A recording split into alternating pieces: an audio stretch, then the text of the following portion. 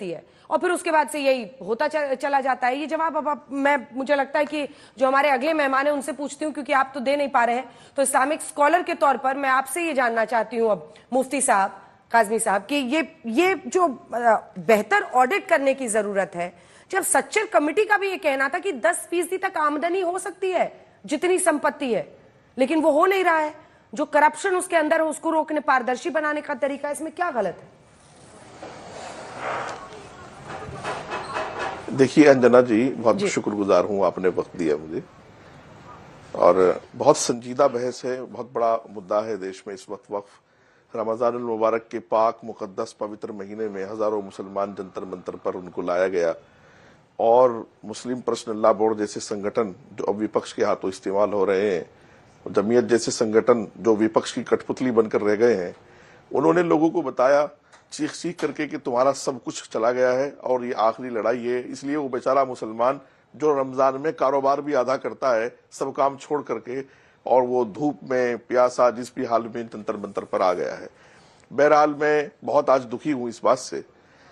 मुझे कई बातों का जवाब आपको देना है। अभी आपने राम मंदिर की बात की थी कि रामलला, राम मंदिर से इतना टैक्स सरकार को गया, 300 कुछ करोड़ रुपए आपने बताया।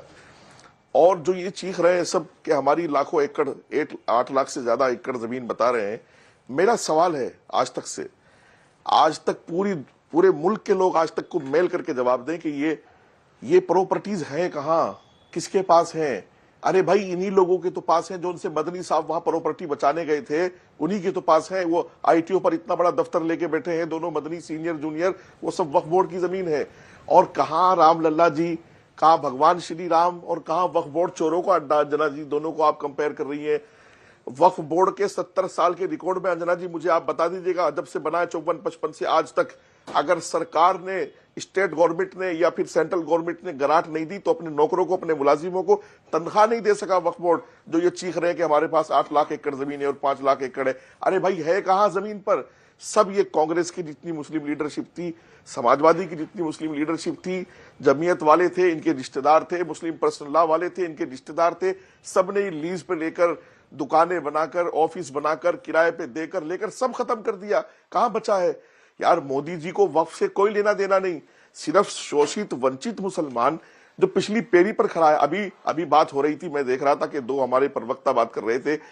वक्फ है क्या? वक्फ तो टोटली मुस्लिम लॉज है, उसका इंडियन लॉ से कोई मतलब ही नहीं है।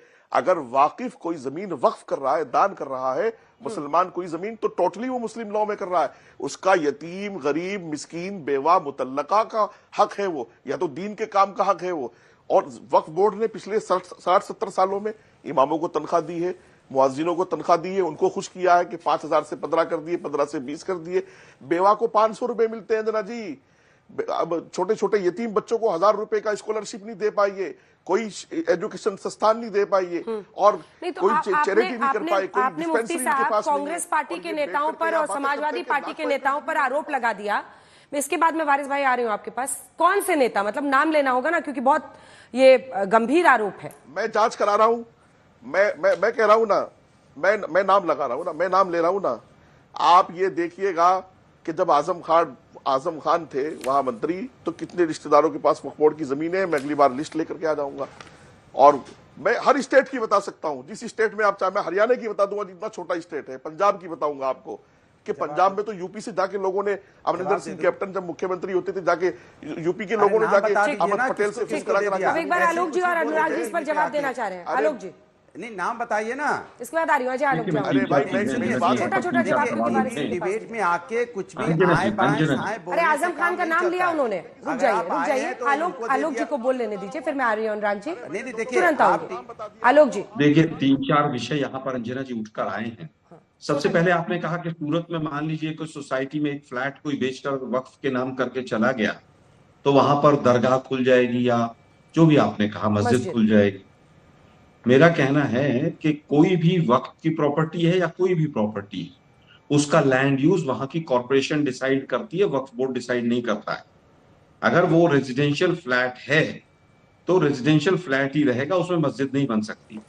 अगर आप वहां पर कह रहे हैं कि साहब वहां की सूरत की म्युनिसिपैलिटी की जो बिल्डिंग है उसके ऊपर वक्फ ने कब्जा, उसमें दावा ठोक दिया, अगर म्यूनिसिपैलिटी की बिल्डिंग के पास अपने लैंड अभिषेक ऑफिशियल टीवी में आपका स्वागत है। आपने इस वीडियो के डिबेट में सुना होगा कि कैसे वॉक को लेकर चर्चा चल रही है और उन्होंने अभी इसमें बात करा कि कौन कौन और किस नेता ने सबसे ज़्यादा वॉक का संपत्ति लेकर अपने अंडर में रखा है और उनको 1 रुपया भी नहीं मिला। वो एक ट्रस्ट है जो कि मुस्लिमों को मदद करने के लिए बनाया गया। उसमें ज़मीनें दी जाती है, पैसे दिए जाते हैं और उसके थ्रू लोगों को बांटा जाता है, लेकिन ऐसा नहीं हो रहा है। बहुत ही रसूखदार लोगों ने उस पर कब्जा कर रखा है और उन्होंने तो नाम तक गिना दिया। तो आपको क्या लगता है, इस पर एक्टिविटी होनी चाहिए और सारे पैसों का हिसाब किताब सरकार के पास होना चाहिए ताकि कहाँ क्या खर्च हो रहा है, नहीं हो रहा है, इसे पता चले। जैसे मंदिर का ट्रस्ट होता तो है वो सीधा हाई कोर्ट सुप्रीम कोर्ट जाएंगे। ऐसे कैसे कोई दावा ठोक देगा?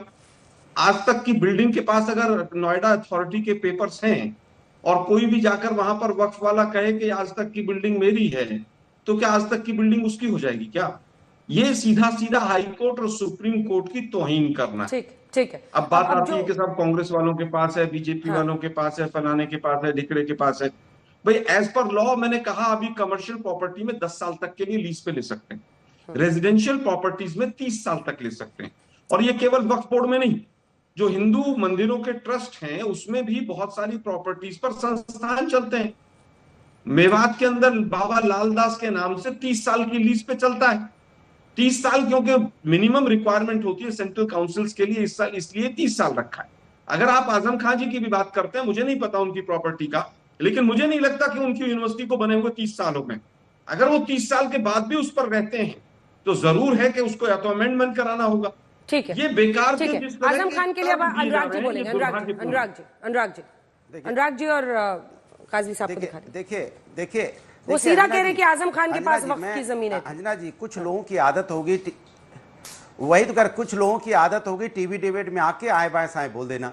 अरे आपके पास पेपर नहीं है, कुछ नहीं, कि उनके रिश्तेदारों को, भैया आपकी सरकार है 8 साल से उत्तर प्रदेश के अंदर में, चेयरमैन भी वक्फ बोर्ड के आपके समर्थन का बैठा हुआ है, तो अब तक आपने क्यों नहीं जांच करके पकड़ लिया किस रिश्तेदारों को दी हुई है?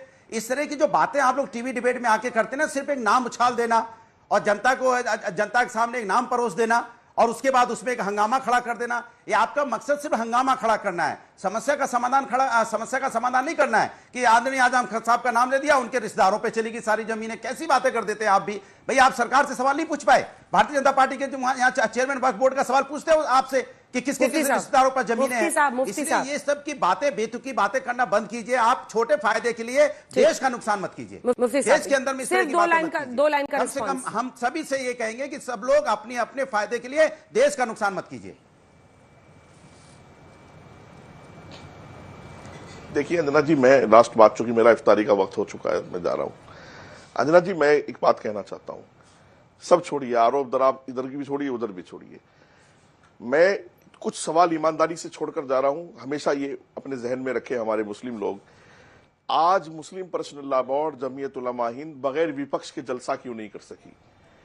मुस्लिम पर्सनल लॉ को अपनी मांग रखनी है, जमीयत को अपनी रखनी है, बात वक्फ की करनी है, सरकार से करनी है, संशोधन पर एतराज है, वहां विपक्ष का क्या काम है?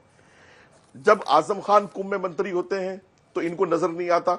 आज संशोधन में बात कर रहे हैं कि वक्फ बोर्ड में मुसलमान जो है मेंबर क्यों बनेगा, फलाना क्यों। अच्छा डीएम, भाई डीएम हमेशा कोई सरकार बीजेपी की नहीं रहेगी।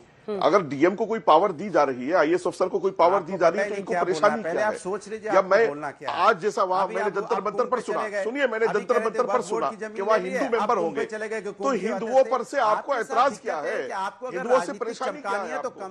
यार जिस देश में हम रहते हैं वहां खाना पीना, उठना बैठना, राजनीति सब हमारा हिंदुओं से है। अगर बोर्ड में हिंदू आ जाएगा तो हमें क्यों ऐतराज है, क्यों नफरत है हिंदुओं से? आज तो खुल करके बोला हुआ लोगों ने कि हिंदू मेंबर क्यों होगा, हिंदू मेंबर क्यों होगा। यार सनातन के देश में रहते हैं, 100 करोड़ हिंदू है, लेन देन तिजारत बिजनेस सब कुछ हमारा साथ में है, रहना सहना साथ में है, तो फिर ये क्या बेवकूफी की बातें हो रही हैं? ये डिबेट आज तक के स्टूडियो पर चल रहा था, जिसमें अंजना ओम कासर एंकर हैं, आए हुए लोग हैं अजय, आलोक शर्मा, अनुराग भदौरिया, वारिस पठान, मुफ्ती वजाहत कासमी, मौलाना अंसार रजा, ये सारे लोग आए हुए थे। वक्फ बिल पर चर्चा चल रही थी जिसमें सब लोगों ने अपनी अपनी राय रखी। तो आपको क्या लगता है, अपनी राय हमें कमेंट सेक्शन में बताइएगा। और ये वीडियो देखने के लिए आपका बहुत बहुत धन्यवाद। मिलते हैं एक अगली वीडियो में, तब तक के लिए जय हिंद, जी।